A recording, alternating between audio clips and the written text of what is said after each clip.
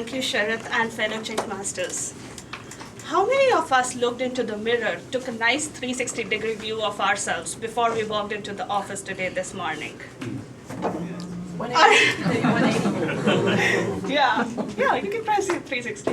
Or maybe let me phrase it this way. How many of us feel that our kids are more dressed to school than we are? If your answer is yes, then this speech is definitely for you. As more and more companies are moving towards the dressing down model, there has been a steep movement from business suits to jeans, to shorts, and now workout clothes. As I look around these people walking in the cafeteria, I wonder, how do you distinguish between your work and weekend clothes? Is it like when you are playing that soccer key tournament, you are still thinking about your work? Or when you walk into the work, you are still in the playful, joyful mood? Let's take the example of a TV series. There is something about the TV series that makes it so good at dressing the part. Almost every TV series has a legion of seamstresses and costume experts who know exactly how to bring out the genuinity of the character, flatter the figure, and make it age appropriate. Basically, all of them know how to play around with clothes.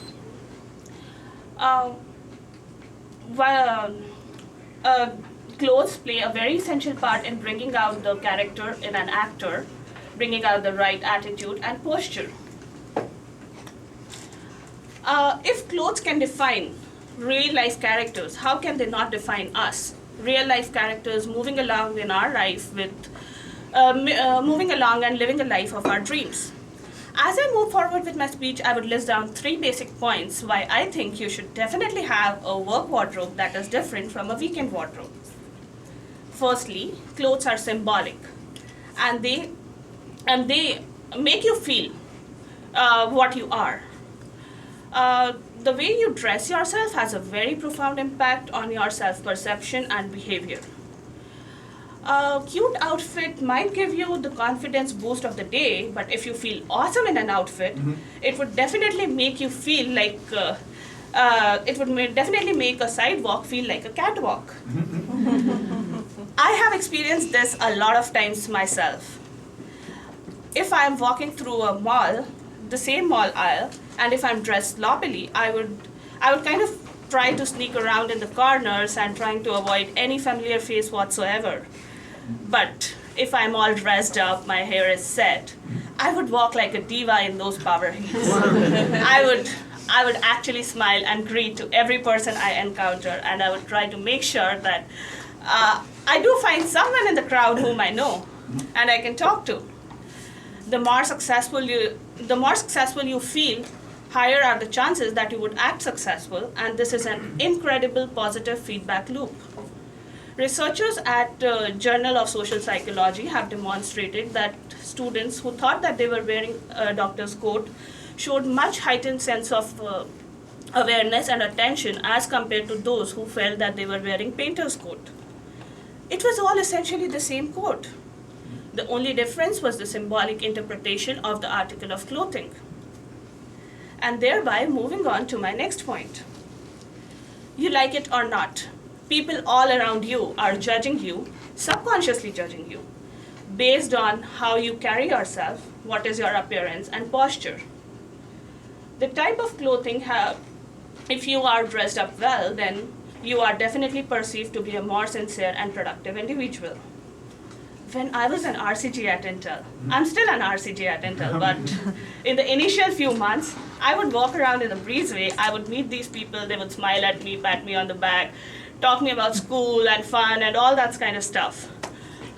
Nothing bad about it. But I wanted people to take me seriously as an individual who can do some real and tangible stuff at Intel. I wanted to be heard when I speak in meetings. And I knew exactly what I needed. It was to upgrade my wardrobe from a student wardrobe to a business professional wardrobe. They don't just say that dressing up is like an icing on the cake. Let's say you go to buy a cake, and which kind of cake would you prefer to buy? Is it the one that has a very fine icing on it and that has a nice design on it, or would you prefer to take up a messy, lopsided one?